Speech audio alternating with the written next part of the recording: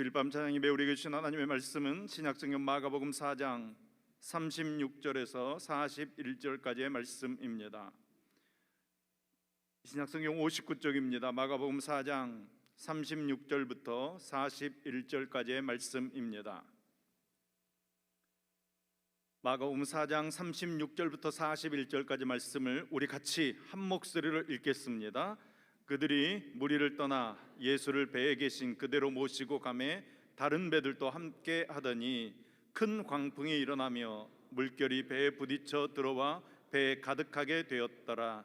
예수께서는 고물에서 베개를 빼고 주무시더니 제자들이 깨우며 이르되 선생님이여 우리가 죽게 된 것을 돌보지 아니하시나이까 하니 예수께서 깨어 바람을 꾸짖으시며 바다더러 이르시되 잠잠하라 고요하라 하시니 바람이 그치고 아주 잔잔하여 지더라.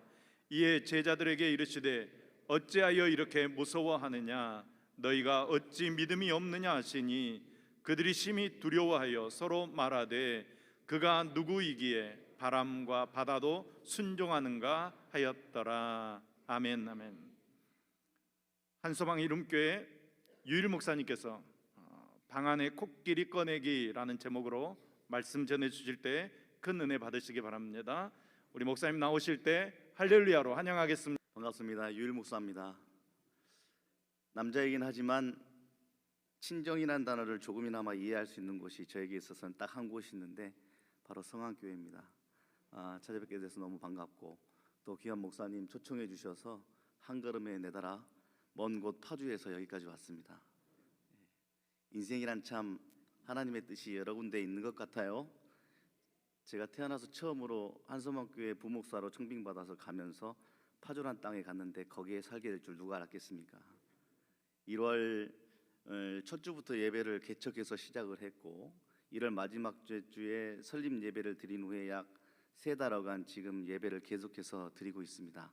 은혜 가운데 하나님께서 큰 예배자로 세워주셨고 기쁨의 예배로 세워주셔서 은혜 가운데 잘 진행되고 있으니 생각날 때마다 기도해 주시면 좋겠습니다. 그래도 10년이 넘었는데 많이들 익숙하고 다 기억이 납니다. 많이들. 우리 양혜원 군은 드럼이 많이 늘었군요. 좋습니다. 청년들이 저녁에 함께 예배하는 일은 쉬운 일이 아닌데 청년 세대에게 더할 나위 없이 감사하기도 하고 여러분들이 앞으로 교회를 짊어지고 갈 최고의 희망입니다. 힘내어 예배하시길 바랍니다. 이번 가운데 주실 하나님의 말씀의 제목을 방 안에 코끼리 꺼내기라고 한번 잡아봤습니다. 방 안에 코끼리라는 말은 그냥 있는 말이 아니고 제가 만들어낸 말이 아니고 시사용어입니다. 시사용어. 방 안에 코끼리. 그 뜻이 무엇이냐면 잘못됐다고 생각하고 알고 있으면서도 그것을 들추어낼 경우에는 초래될 큰 위험이 있다는 걸 알고 말하지 않고 방치하고 있는 나만의 커다란 문제점, 그것을 시사용어에서 방 안의 코끼리라고 이야기하고 있습니다. 나만이 알고 있는 문제점 반드시 해결해야 할 것임을 알면서도 좀 막막해요. 그리고 심란합니다. 그래서 그대로 계속 방치하다 보니 문제는 점점 커져서 코끼리가 되어버렸네요. 자, 이 문제점이 안 움직이고 익숙해져서 그나마 괜찮습니다. 답답할 정도로 버틸만 합니다. 조금 전에 사진을 보면 그 공간이 내 마음이라고 생각하시면 되고 내 마음 가운데 내가 차마 해결하지 못한 코끼리가 저렇게 문제점이 커져서 코끼리가 돼버린 상태예요. 버틸만 해요. 코끼리 다리, 코, 피해 다니면서 지낼만 합니다. 근데 문제가 있어요. 버티다가 코끼리가 움직이는 게 문제입니다. 그러면 이 무지막지한 놈이 막 움직이니까 저 작은 방 안에 있는 모든 물건들이 부서져 버리는 거죠. 겨우겨우 쌓아놨던 나의 행복들이 코끼리가 한번 움직여 버리면 그 코끼리에 짓밟혀서 산산조각이 나버리고 맙니다. 혹시 여러분의 방 안에 코끼리가 있습니까? 나만이 알고 있는 문제이겠죠. 이 시간 예배를 통해서 내 안에 코끼리를 꺼내는 속 시원한 은혜, 해방의 은혜가 있기를 바랍니다. 말씀을 묵상하면서 또 우리 성안교회를 달려와 함께 말씀을 나누기 위해서 저의 옛 시간을 한번 되돌아보면서 내 안의 코끼리는 무엇일까 한번 생각해 봤습니다. 지난 많은 시간들이 스쳐 지나가더군요. 저는 모태신앙으로 자랐습니다. 제가 태어나기 전부터 아버지께서 목회하셨어요. 광주에서 최근 5년 전에 은퇴를 하셨습니다. 목사 자녀로 살다 보니까 얼마나 많은 예배 드렸겠습니까? 특히 제가 성장하던 시대에는 기도원 영성이 아주 뜨거웠던 시대입니다. 기도원은 시내에 있지 않고 어디에 있습니까? 보통 산에 있잖아요. 그래서 막 부흥회 한다 그러면 온 마을 교회를 다른 교회 식구들도 다 몰려서 함께 부흥회 했었고요. 기도원 가자 그러면 기도원에 집회 있다, 무슨 목사님 오신단다 그러면 교회에 있는 많은 식구들이 기도원에 올라가서 은혜 받았던 기억이 생생히 기억이 납니다. 산상기도 기도원에서 펼쳐지기 시작하면 이렇게 아무런 악기 없이 찬양했던 거 혹시 기억나십니까? 저만 갔던 거예요? 그러면 어떤 일이 벌어지기 시작하냐면 강사 목사님 옆에 북을 치려고 앉아있는 한 대부분 젊은 친구들이에요. 앉아서 북을 치기 시작하죠. 그러면 기도원에서 이제 찬양이 시작됩니다. 북을 막 치면서 불길 같은 성시녀 하면 이제 북소리에 맞춰서 막 계속 박소리가 막 템포가 빨라져요. 막 그렇게 막 하면서 또 주여 하면서 기도했던 시간들이 아주 많았습니다. 제가 98년도에 호남신학대학교에 입학을 했네요. 아버지께서 담임 목회 잘 하시다가 기어이 개척을 하시겠다는 소명을 받으시고 충청부터 단양에서 이제 마무리를 하시고 개척자 광주로 내려오셨습니다. 그때가 제가 대학교 입학할 시즌이었고 제가 그래서 호남신학대학교 신학교에 입학을 했습니다. 제 동기들 중에 북도리 출신들이 꽤 많았어요. 지금 신학교 가면 좀 나이가 많으신 분들이 많은데 제가 98년도에 신학교 입학할 때는 제 친구들이 굉장히 많았습니다. 고등학교를 막 졸업하고 이제 헌신해서 소명받았다고 신학교에 왔던 친구들이 굉장히 많았어요. 그 친구들 가운데 북도리 출신들이 많았어요. 목회자로 서원하고요, 북치다가 은혜 받아서 신학교에 입학한 거예요. 그 친구들이 보통이 아니에요. 나름대로 사명이 얼마나 센지 점심시간에 밥 빨리 먹고 수업 들어가기 전에 기도실 들어가서 소리 질러 가면서 기도하고 수업 들어오던 친구들입니다. 그리고 늘 목이 쉬어 있는 친구들이 종종 있어요. 백발백중 북도리 출신들입니다. 근데 반면 저는 좀 달랐어요. 좀 다른 부류였습니다. 그들이 보기에는 신학생답지 않은 어떤 거룩함을 훼손하는 악의 무리와 같은 어떠한 그러한 존재가 저였습니다. 아무도 그렇게 이야기를 하지는 않았거든요. 근데 쳐다보면 아는 그 느낌 있잖아요. 이렇게 눈으로 말하는 거. 그래서 막 나를 이렇게 쳐다보는. 제가 그럴 만한 게 오토바이 타고 다니고 머리에 염색을 하고 다녔습니다. 오토바이도 작은 게 아니라 제가 붉은 독수리라고 이름 붙인 아주 큰 오토바이를 개조해가지고 다녔고, 제가 성안교회 우남동에서 사역할 때 양복 입고 오토바이 타고 새벽기도 왔던 기억이 아직도 납니다. 그런 저를 보면서 북도리 친구들은 뭐라고 이야기했을까라는 생각을 한번 해보죠.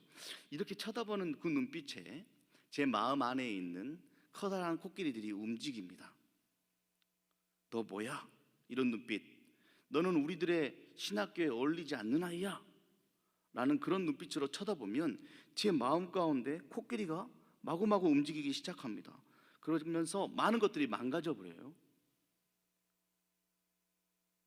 내 방에 망가지는 것들을 보면서 제가 고민을 참 많이 했습니다. 코끼리 또 잠잠해지면 안 움직일 텐데 잠시 치워볼까? 아니면 이판사판 이왕 망가진 거 그냥 싹 다 엎어버릴까? 여러 가지 생각을 했습니다. 그때 하나님께서 저에게 이라, 괜찮다, 내가 너를 사랑한다 라고 말하지 않았습니다. 아멘 하신 분들께 죄송해요. 오히려 처음 맞이하는 말씀 사경의 강사로 그 당시에 참 은혜를 많이 끼치셨던 김남준 목사님이 오셨어요. 신학교, 제가 막 마음이 불편하고 코끼리 움직이는데 말씀에 은혜 받으려고 갔는데 거기에서 김남준 목사님이 오셔서 프랭카드에 붙었는데 프랭카드의 주제가 자네 정말 그 길을 가려나? 라는 주제였습니다. 어렵사리 버티고 있는 저에게 자네 정말 그 길을 가려나? 위로는커녕 하나님께서 저한테 대놓고 도발하시는 느낌을 받았습니다. 그래도 억지로라도 앉아서 말씀을 듣다 보니까 조금씩 제 모습이 보였습니다. 내가 망가진 내 방의 물건들만 보았구나. 물건을 부서뜨리는 코끼리는 애써 외면하고 있었구나. 그런데 희한하게도 그 코끼리를 똑바로 쳐다보는 게 얼마나 힘든 일인지 몰랐습니다. 그동안 저놈이 나를 그렇게 괴롭혔다는 걸 알면서도 애써 외면하다 보니까 완전 그놈에 매여 살았던 제 자신을 볼 수가 있었습니다. 그래서 말씀에 힘입어서 과감하게 작정하고 두 눈으로 똑바로 그 코끼리를 쳐다봤습니다. 그 코끼리에게 이름을 붙여줬지요. 그 이름은 바로 추상적인 믿음. 대충 알면서, 잘 알지도 못하면서 목사 자녀로 살았기 때문에 교회에 대해서 다 안다고 생각했고, 어렴풋이 들은 걸로 다 안다고 생각하면서 스스로를 속이며 나는 믿음이 있다 생각하며 내 믿음보다 더욱더 율법적인 너희들을 내가 반대로 정죄했던 북돌이 너희들, 제가 북돌이들한테 반대로 엄청 정죄했었거든요. 북돌이들이 선지동산 십자가 위에 올라가면 제가 그 밤에 그들을 향해서 선포했습니다. 시끄러워 귀신 나온다라고 크게 소리쳤던 저였는데, 반대로 보니 제 안에 커다란 코끼리가 움직여서 나오는 저만의 방어 기제였습니다. 추상적인 믿음.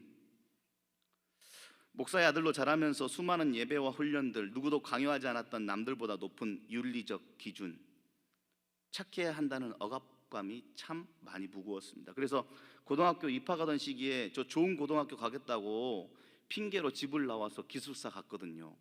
막상 가보니까 고등학교 얼마나 어린 나이에 지금 시작하면 집 나와서 막상 가보니 너무 좋았어요. 정말로 무언가 나를 목사 아들로 바라보는 사람 한 명도 없고 마음껏 그냥 그곳에서 살 수 있어서 참 좋았습니다. 그렇게 자유롭게 살면서 하고 싶은 게 참 많았어요. 제 얼굴 굉장히 개구지잖아요, 그렇죠? 예? 얼마나 하고 싶은 게 많았겠어요. 지금 너무 처분해지지 않았습니까? 근데 그 하고 싶은 일들 가운데 목회는 없었거든요. 그랬던 제가 어느 날 신학교에 서 있는 것 아니겠습니까? 나중에 알고 보니까 저를 째려보던 거룩한 친구들의 눈빛은 온전히 저의 오해였고, 제가 오히려 그들을 바리새인 취급하면서 째려보고 있었다는 사실을 알 수가 있었습니다. 자네 정말 그 길 가려나? 라는 말씀의 능력으로 내가 이 코끼리 꺼내지 못하면 그 길은커녕 다른 길도 못 가겠다 싶어서 코끼리와 맞짱 뜨기로 결심을 했습니다. 제가 제일 잘한 일들 중에 하나입니다. 다시 처음부터 시작했어요. 하나님 진짜 살아계시는가? 야밤의 산속에서 붙들고 기도하던 그 기도 정말 들으시기는 하는 건가? 그분은 정말 전능하다라고 내가 찬양해 왔는데 그분 정말 전능하시다고 내가 믿고 있나? 나의 모든 것 다 알고 계시는 것이 맞나? 예수님의 십자가가 정말 나하고 상관이 있나? 다시 처음부터 깡그리 0으로 돌려놓고 코끼리와 맞짱 뜨면서 추상적인 믿음을 이겨내 보려고 애를 쓰던 시기를 보냈습니다. 완벽하신 하나님께서 저에게 참 좋은 선후배들, 친구들 만나게 해주셨어요. 예수님에 대한 갈망과 자신이 뜨겁게 경험한 하나님을 구체적으로 나누는 귀한 시간들을 막 밤새서 가졌습니다. 밤새서 구원이란 무엇인가 막 이야기하고요, 다음날 아침에 일어나면 아무것도 뭔지 생각도 안 나고, 그렇게 신학교 시절 너무 재미있게 하나님에 대한 이야기를 나누면서 지냈던 시절이 있습니다. 그 시절 가운데 우리 신은수 목사님도 같이 있었어요. 지금 잘하고 계시는 거 맞지요? 자, 이렇게 주님께 집중하면 집중할수록 코끼리가 부숴놓은 것들을 치우느라 정신없었던 제 인생이 하나님의 도우심으로 그 찝찝했던 코끼리를 방 밖으로 꺼내는 은혜를 누릴 수가 있었습니다. 그때부터 버티던 신학교 시절이 완전히 역전되어서 졸업이 다가오는 것이 아까울 정도로 정말 재밌게 살았습니다. 만나는 사람마다 다 좋아요. 하는 일마다 다 행복해요. 잠 안 자고 오히려 나랑 만나고 있는 친구들이 빨리 헤어지자고 할까 봐 막 마음이 졸일 정도로 정말 행복하고 좋았습니다. 그러다가 학부 4학년 때부터 사역도 시작했습니다.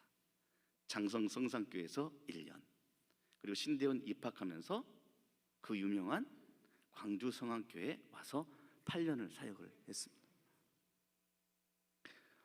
밤낮 안 가리고 뛰어다녔습니다. 제 깜냥에 눈을 감아도 맡은 부서 아이들이 막 아른아른거리고 함께하는 선생님들이 너무 힘이 되고 주일이 얼마나 행복했는지 모릅니다. 그런 시절 보내면서 결혼도 하고 목사 안수도 받고 오랫동안 기도하던 기도의 응답으로 미국의 유학의 길을 올랐네요. 여기서 아마 마지막 기도하고 미국의 유학길에 올랐던 것이 생생히 기억납니다. 그때 제가 했던 마지막 인사 혹시 기억하시는 분 계십니까?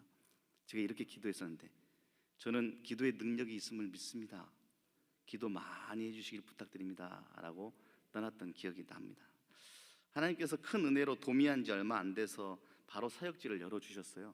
제가 사역했던 두 개 교회, 6년여간 미국에 있으면서 사역했던 두 개 교회가 있어요. 첫 번째 교회가 나성한인연합장로교회입니다. 이름 너무 길지 않습니까? 나성한인연합장로교회.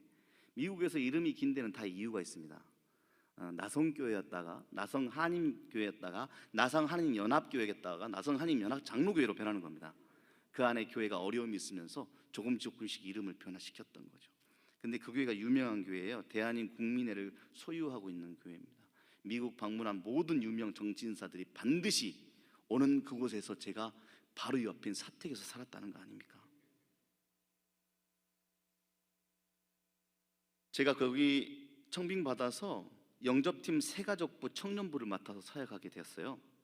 불타는 열정으로 제가 맡은 부서는 청년부였기 때문에 청년부 한번 부흥시켜 보겠다고 자신감 있게 다짐하면서 새가족으로 등록한 한 청년을 만났습니다. 이름이 김혜인이라는 청년이에요. 제가 어제 전화했습니다. 네 이야기 해도 되겠냐고. 얼마든지 하시라고 이야기를 허락을 받고 지금 실명을 거론하는 겁니다. 김혜인. 영어 공부하겠다고 한국에서 막 넘어왔는데 너무 외로운 거예요. 언어도 쉽지 않고 또 아는 친구들도 없으니까 매일 외로웠던 친구였어요. 그러다가 같이 공부하던 친구의 전도로 난생 처음, 태어나서 처음으로 교회를 와봤네요. 그 친구 앞에 두고 예배 후에 소그룹 모임 겸 스터디를 시작하는 거예요. 제가 이제 잘해보겠다고. 근데 깜짝 놀랐어요. 제가 그 친구한테 할 말이 없어요. 너무 어색한 나머지 첫 시간에 했던 질문이 밥 먹었니? 였습니다. 그 다음 주에 만났는데 한 주간 뭐 했니? 미국에서 많이 났을 텐데 적응은 잘했니?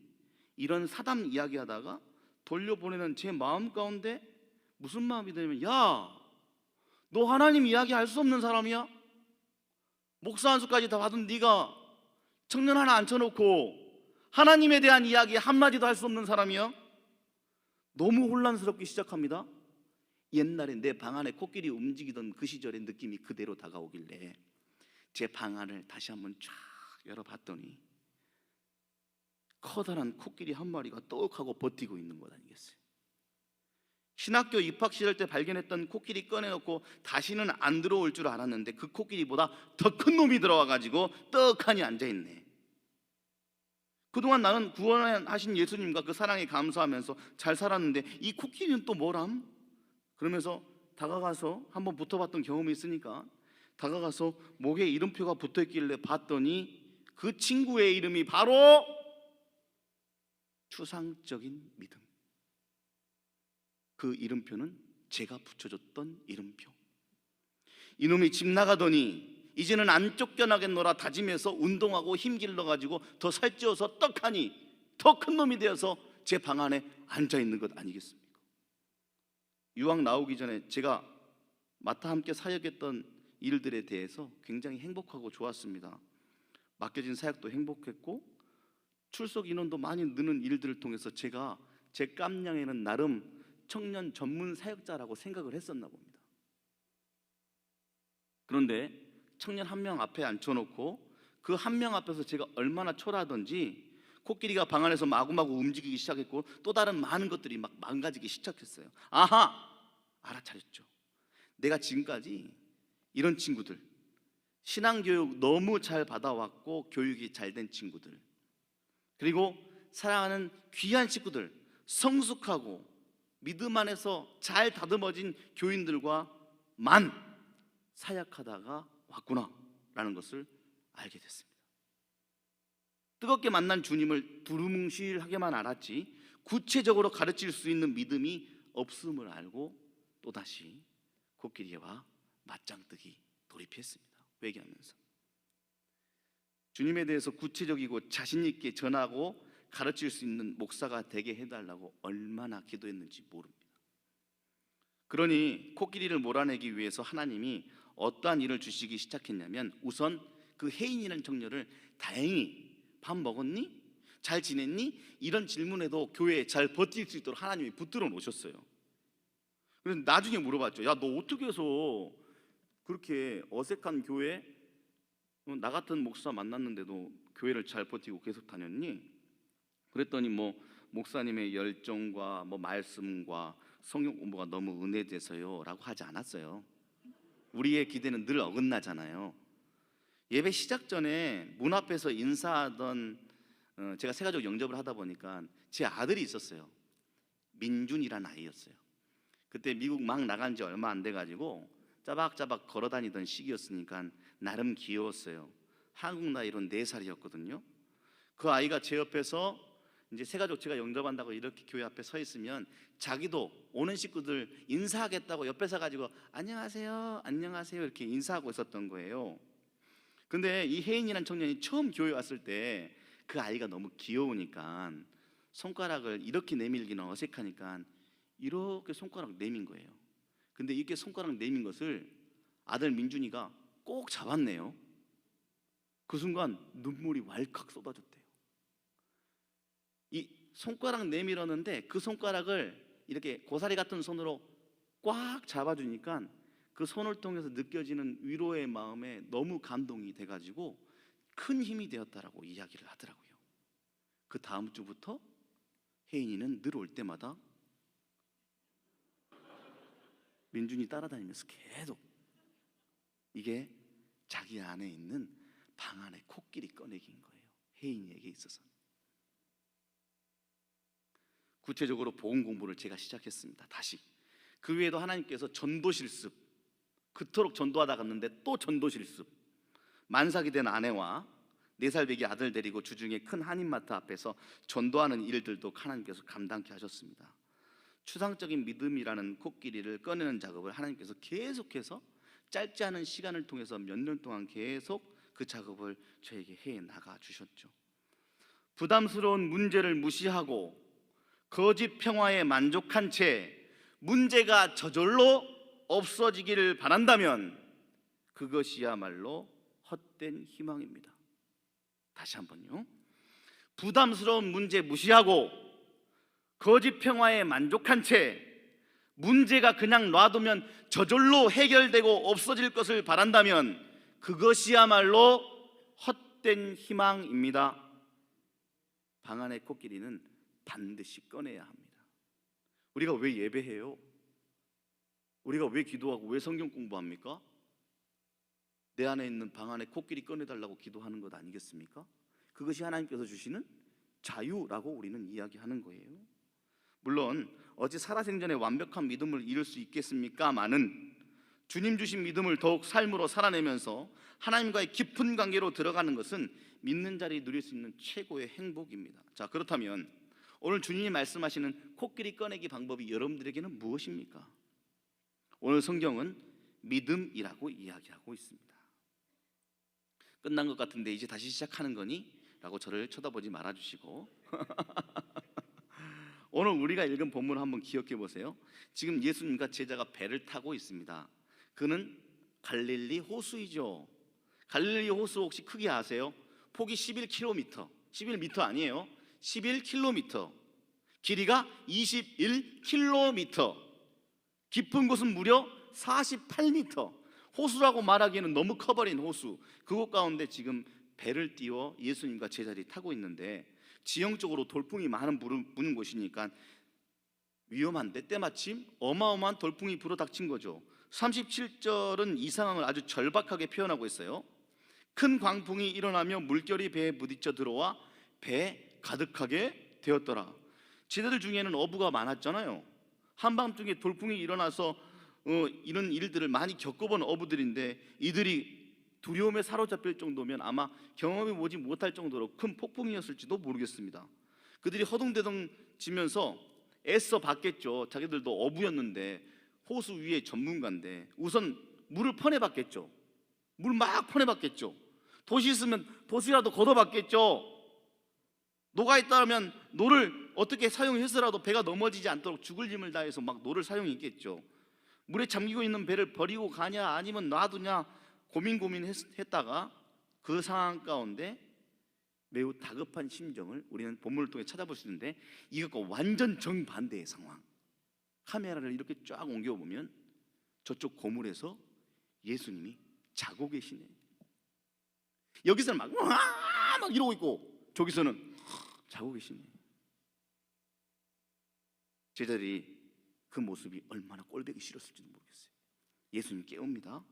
오늘 38절의 말씀입니다. 선생님이요, 우리가 죽게 된 것을 돌보지 아니하시겠습니까? 제자들의 하소연이 당연하죠. 지금 상황이 너무나도 위급하잖아. 죽을 수도 있는 상황인데, 이런 상황에 빠지면 사람들은 다 원인을 찾습니다. 내가 왜 이렇게까지 죽게 됐는가? 배를 타고 호수 건너편으로 가져가고 말씀하신 분 누구요? 예수님. 나를 따르라 라고 가만히 있는 사람 부른 사람이 누구요? 예수님. 그 예수님 말씀 듣고 배 타자 그래가지고 배 탔는데 죽을 위기에 놓여있으니 문제의 원인은 다 누구에게 있다? 예수님에게 있다라고 해도 과언이 아닌 것이지요. 이번 경우만 그렇겠습니까? 그 뒤로도 예수님 따라다니면서 죽을 고비 얼마나 많이 넘겼어요. 예수님, 저희가 죽게 됐는데 왜 안 돌봐줘요? 라고 하는 호소는 이 순간 제자들에게만 하는 호소가 아니라 오늘 예수님을 뒤따르고 있는 모든 사람들에게 해당되는 우리의 이야기이기도 합니다. 성서 기자가 이제 카메라를 예수님께 옮기죠. 제자들이 흔들어 깨우는 바람에 잠에서 깬 예수님이 일단 바람을 꾸짖으셨습니다. 바다를 향해 이렇게 명령하셨습니다. 고요하고 잠잠해져라. 고요하고 잠잠해져라. 뭐 이렇게 했을까요? 근데 중요한 것은 예수님께서는 돌풍이 잠잠해지도록 기도하신 게 아니라는 사실입니다. 예수님께서 바다를 향해서는 명령하셨어요. 예수님의 명령이 떨어지자마자 바람이 그치고 바다가 잠잠해졌더라 라고 전하고 있습니다. 이 말씀 앞에서 우리는 일반적으로 당황스럽습니다. 이런 일이 가능할까? 이런 고민 해보셔야 하잖아요. 가능합니까? 어디 예수님 영화에서나 등장하는 도사나 마법사쯤 돼야 일어날 수 있는 일입니까? 아니면 성서가에 기록되어 있으니까 안 믿어도 그냥 무조건 믿어야 됩니까? 실제로 그렇게 믿어지는 분들도 있을 겁니다. 믿어지는 믿음이 제일 귀하지만 그 외에 모든 사람에게는 그것을 강요할 수 없는 일이지요. 이걸 믿지 않으면 참된 믿음이 아니라고 반박해서는 절대 안 됩니다. 신앙이라는 것은 믿을 것을 믿는 것이지 믿어지지 않는 황당한 것을 무조건 믿는 것이 신앙이 아닙니다. 그렇게 되면 뭐가 된다고요? 코끼리 되는 거예요. 코끼리. 돌풍과 바다를 잔잔하게 하신 예수님은 이제 제자들에게 이렇게 말씀하십니다. 40절의 말씀 다 같이 한번 읽어보겠습니다. 40절 말씀 시작. 이에 제자들에게 이르시되 어찌하여 이렇게 무서워하느냐? 너희가 어찌 믿음이 없느냐 하시니. 이렇게 말씀하셔요. 너 왜 이렇게 겁이 많아? 너 아직도 믿음이 없냐? 라고 말씀하셨어요. 그런데 당장 죽을 것 같은데 두려워하지 않는 게 말이 됩니까? 죽음 앞에서 두려워하는 자연스러운 제자들의 행동을 놓고 뭐 아직도 믿음이 없냐니요. 예수님의 책망을 우리가 어떻게 이해해야 할까? 이것을 풀어내면 오늘 코끼리가 꺼내십니다. 예수님이 제자들을 꾸짖으신 이유가 과연 무엇일까? 그 포커스를 잘 맞추면 오늘 우리 모두가 코끼리를 꺼낼 수 있는 은혜가 있을 줄 믿습니다. 자, 예수님이 혼난 이유는 쉽게 이야기하면 제자들의 문제점은 그들이 예수님의 정체를 전혀 인식하지 못했다는 데 있습니다. 그들은 그동안 예수님과 함께 지냈으면서도 예수님이 누군지 전혀 몰랐다는데 책망받은 겁니다. 어쩌면 알고 싶지 않았을지도 모릅니다. 예수님이 여러분들 사순절 보내고 성금요일 보내고 부활주일 보내면서 예수님이 자신의 십자가에 못 박힐 것을 여러 번 예고하셨다는 것을 알고 계시죠. 그런데도 예수님의 제자들이 그 전이 됐던 수많은 기적을 봐도 예수님의 십자가의 사건을 인정하지 않으려고 하는 자기만의 코끼리들을 다 가지고 있었던 거거든요. 난파 직전에 그 상황, 두려워했던 것을 책망하는 게 아니라 예수님이 누구인지 몰랐다는 것이 제자들에게 있어서 가장 혼났던 큰 이유입니다. 자, 기독교 신앙에서는 어떠한 상황이 문제가 아니라, 비바람 몰아치는 배 위에서의 위험한 상황이 문제가 아니라 예수님 자체가 관건인 것입니다. 사랑하는 여러분, 믿음이 무엇일까요? 저에게 물어보신다면 저는 단박에 대답합니다. 예수님을 아는 것이 믿음입니다. 예수님을 이해하는 것이 믿음입니다. 예수님을 바르게 이해하고 인식함으로써 우리는 예수님을 신뢰할 수 있고, 그 신뢰의 근거에서 우리는 예수님께 우리의 삶을 맡길 수 있는 것이에요. 근데 예수님에 대해서 잘 몰라. 예수님에 대해서 잘 이해하지 못하고 있어. 추상적인 믿음만 가지고 있으면서 내가 예수 믿는다는 이유로 세상에 나갔다가 두들겨 맞으면 이거 아닌 것 같은데. 코로나 기간 동안에 얼마나 수많은 코끼리들 만나셨습니까? 식당에서 기도하는 거 불편하지 않으셨습니까? 너 교회 다녀? 라고 쏘아붙이는 질문에 나 교회 다녀! 라고 자신감 있게 대답하실 수 있었습니까? 많은 분들이 그러셨겠지만 확실하게 코끼리가 드러나는 은혜의 시간이기도 했습니다. 예수님을 잘 알아가려고 노력하고 이해해서 그러한 예수님을 신뢰하고 그 신뢰를 근거해서 우리의 삶을 예수님께 내어 맡기는 정도만큼이 나의 믿음인 거예요. 추상적인 믿음은 예수님이 왜 그리스도인지에 대해서 이해가 없어도 가능합니다. 하지만 진짜 믿음은 예수님을 바르게 이해하는 것을 전제해야만 합니다. 예수님은 누구신가? 라는 질문을 이해하지 않은 채 우리에게 바른 신앙은 불가능합니다. 예수님의 책망이 바로 이거였어요. 왜 나를 이해하려고 하지 않는가? 왜 코끼리를 방치해 두고만 있냐? 대충 아는 척하면서 교회 오래 다녔다고 다 알아지더냐? 만약 제자들이 예수님이 누구신지 알았다고 한다면 그 돌풍과 파도 상황에서 그렇게 당황스러워하지 않지 않았겠냐? 왜 그렇게 겁이 많냐? 예수님이 그 자리에 함께 한다는 사실을 알고 있었다면, 예수님의 정체를 알고 있었다면 그들은 그렇게 두려워하지 않을 수 있었을 것입니다. 믿으십니까? 사건이 일단락되고 예수님께서 바다가 잠잠해지자 따끔한 책망을 제자들에게 하신 후에 제자들의 모습이 너무나도 중요합니다. 41절의 말씀을 보십시오. 그들이 심히 두려워했다. 아니, 그리고 나서 한 질문이 뭐예요? 그가 누구이기에? 아니, 제가 만약에 그 배 타고 있었으면 예수님이 잠잠해져라 라고 했을 때 그게 막 잔잔해지면 막 와 우리 예수님 짱, 우리 예수님 짱 막 이럴 거 아니에요. 근데 제자들의 감정 상태는 전혀 달라요. 두려운 마음이 그들을 휩싸기 시작했어요. 그리고 그때 두려운 마음과 동시에 들어오는 질문이 있었어요. 동일하게 제자들 사이에서. 그게 무엇이냐면 도대체 이분이 누구이기에? 드디어 예수님이 말씀하신 예수님은 누구시냐? 예수님을 이해하고 있냐? 라는 질문이 그들에게 믿음이라는 단어로 타고 들어오기 시작하는 겁니다. 제자들의 방 안에 있는 코끼리 꺼내기 작업이 시작된 겁니다. 예수님이 누구시냐? 예수님이 누구시냐? 성경은 이렇게 수군거리는 제자들의 마음의 상태를 두려움이라고 이야기했습니다.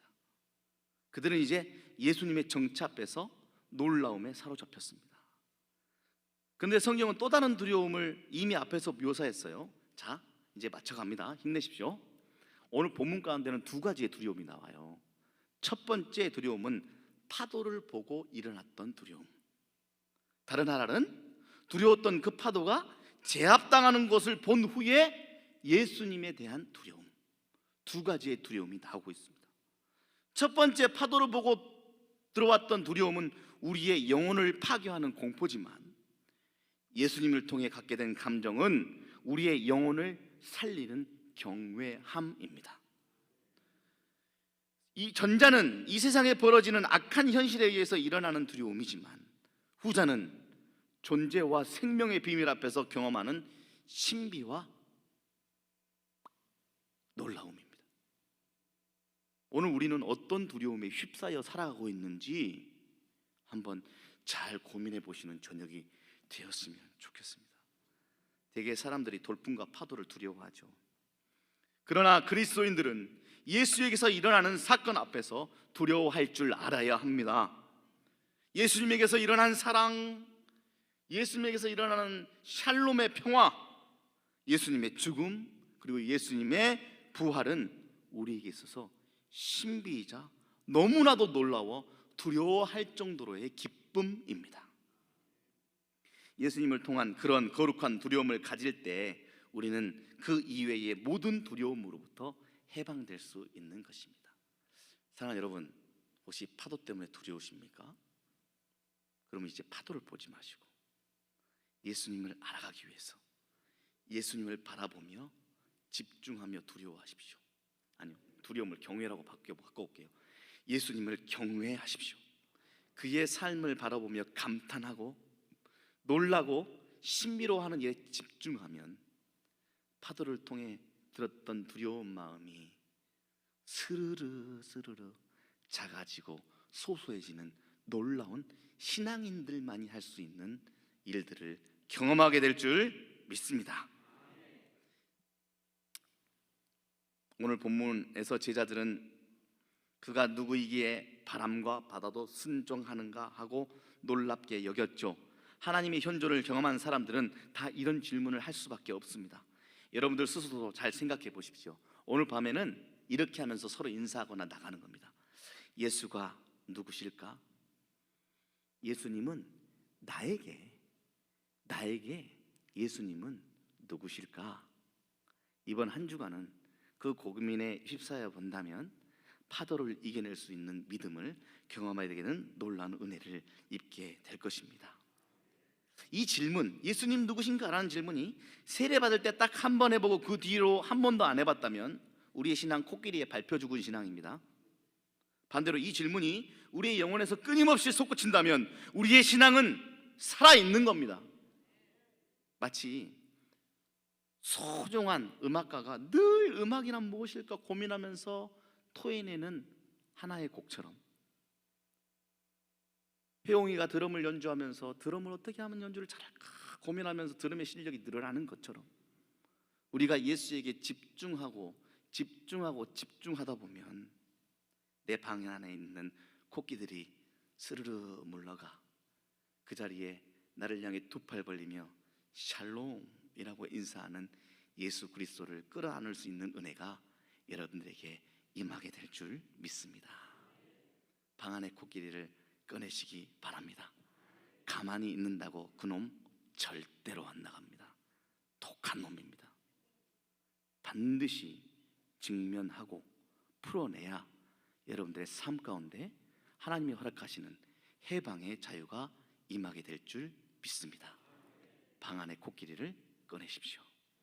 기도하겠습니다. 하나님, 우리는 혹시 착각하고 살아가지 않습니까? 그냥 부담스러운 문제 무시하고 그대로 방치하면 언젠가 저절로 없어질 것이라고 기대하고 있지는 않습니까? 그럴 때 나에게 다가오는 예수님의 책망, 왜 그렇게 겁이 많냐? 왜 이렇게 믿음이 없냐? 너 자꾸 그렇게 헛된 희망과 헛된 감심 가지고 살아가다가 코끼리가 움직이면 거기에 밟혀 죽을래? 라고 물으시는 주님의 음성을 듣습니다. 하나님, 주님을 기억하고 주님을 배워가며 주님을 궁금해하는 신앙을 가짐을 통하여 내 안에 나를 괴롭히는 코끼리를 꺼내는 은혜가 있기를 간절히 원합니다. 그럴 수 있는 방법 단 하나, 믿음을 가지는 것.